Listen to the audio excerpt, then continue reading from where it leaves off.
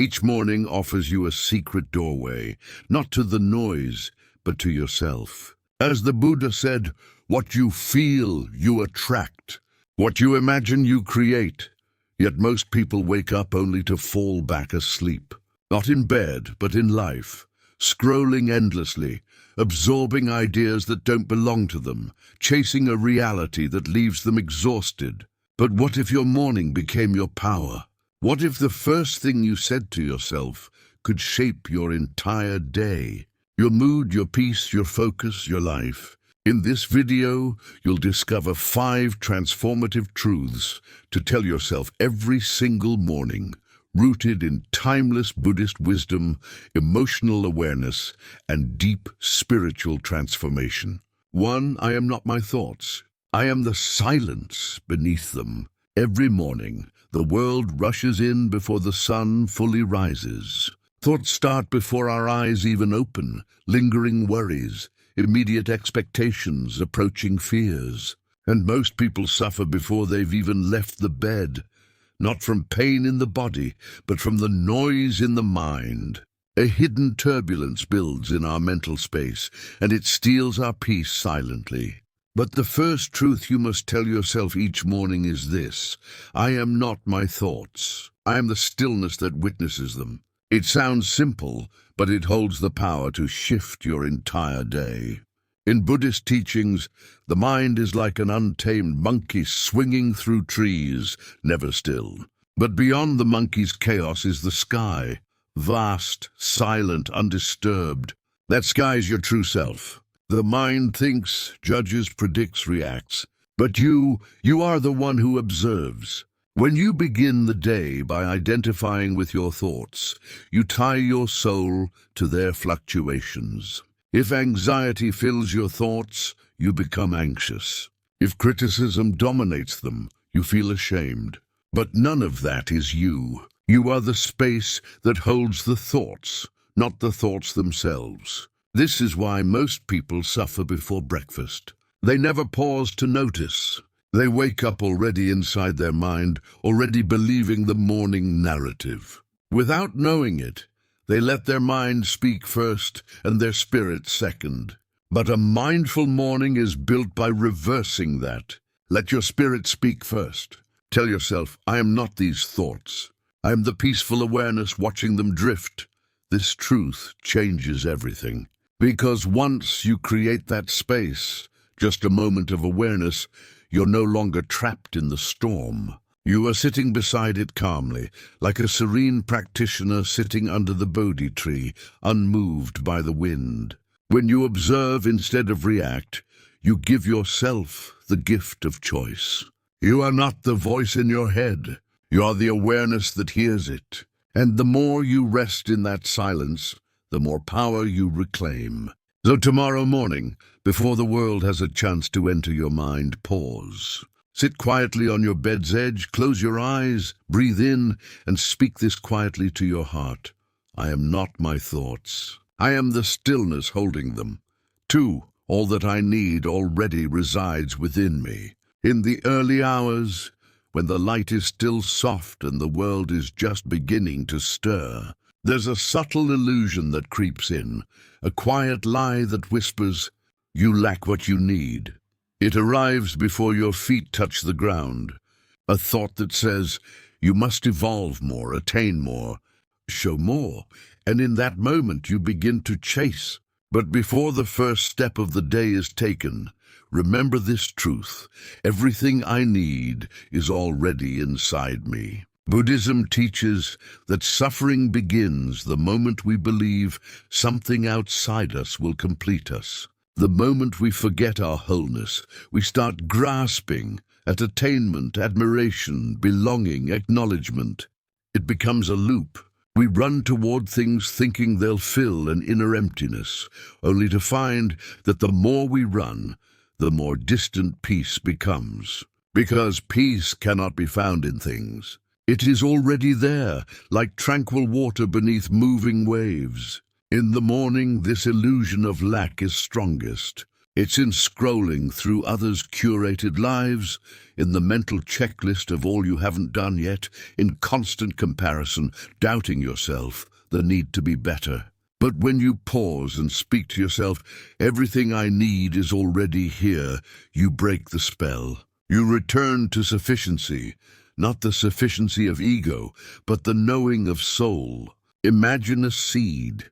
From the outside, it looks small, insignificant, but within it lies the potential of an entire forest. You are that seed, and yet most people forget. They seek light outside without realizing the sun also rises within them. When you're rooted in your own enoughness, you walk through the world not as a seeker, but a provider. You don't chase love, you embody it.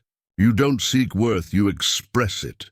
So each morning, before the noise begins, return to this truth. Place your hand on your heart.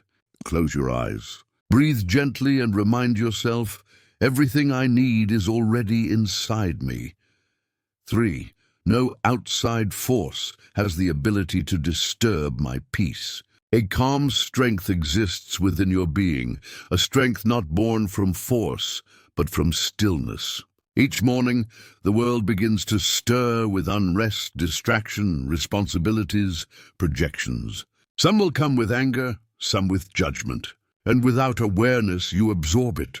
But here is a truth that can change your entire day. Nothing beyond me has the ability to disrupt my calm. You are not a receptacle intended to capture others' feelings. You are a reflective surface that observes without clinging. In Buddhism, we learn that suffering often comes not from what happens, but from how we carry what happens. The moment you internalize another person's chaos, you lose your own center. To live with calm in a chaotic world is not weakness. It is mastery. Sacred detachment isn't closing off emotionally, but opening to deeper understanding. It is nurturing while remaining centered, serving without possessing, witnessing without carrying. Imagine a peaceful, silent lake. Stones may be thrown, winds may blow, but the depths remain undisturbed. This is the practice, to let the world touch the surface, but never shake your foundation. You are not responsible for the temperament of others' mental states. Their anger is not yours. Their fear is not yours. What defines you is how you return to yourself after being pulled. Each morning you get to choose. Will you take on the world's heaviness or flow through it with stable tranquility? Say to yourself gently, nothing external holds power over my inner stillness. 4. Today I opt for presence rather than pressure. Most people wake up already running, not with their feet but with their mind. The pressure begins before the eyes fully open. Work to accomplish, texts to respond to, duties lined up like troops beyond the threshold. This is the truth to carry into the start of each day. Today, I select mindfulness instead of stress. When you rush your morning, you rush your life. You start the day not as a conscious person, but as an automaton, reacting, hurrying, checking, chasing. Before you've taken your second breath, the day is already in control of you. But Buddhism reminds us to return. Return to your breath. Return to this moment, because this moment is the only place where life truly lives. The Buddha once said, "The challenge is thinking time stretches forever." We often live as if life exists somewhere in the future, after the inbox is cleared, after the meeting ends. But life doesn't begin when the to-do list is done. Life is happening now, in breathing in, in breathing out, in a calm moment with tea, in warmth from the sun on your body. Pressure is often just a false belief masquerading as necessity. It convinces us that haste is crucial, that splitting focus is advantageous. But pressure only pulls us away. It disconnects us from the softness of the present. Presence is your true home. It asks for nothing but your attention. No performance, no perfection, just your willingness to show up fully to what's here.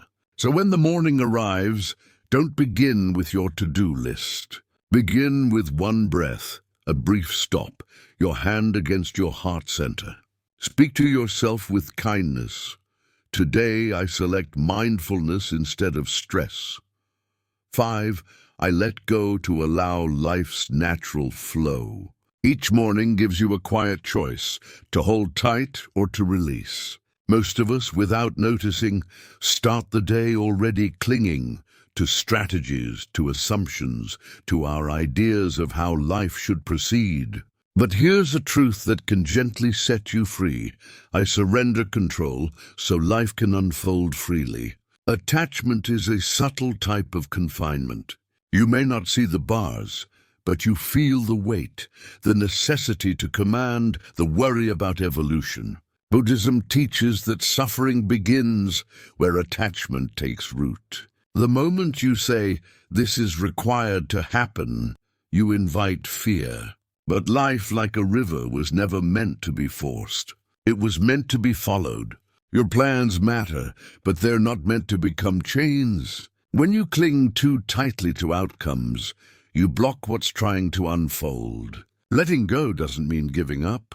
It means joining the river's path, believing in wisdom larger than yours. Bamboo moves with the air current, not because it's weak, but because it knows how to stay standing. In that surrender, you don't lose your strength. You discover it. So speak softly to your soul as the day begins.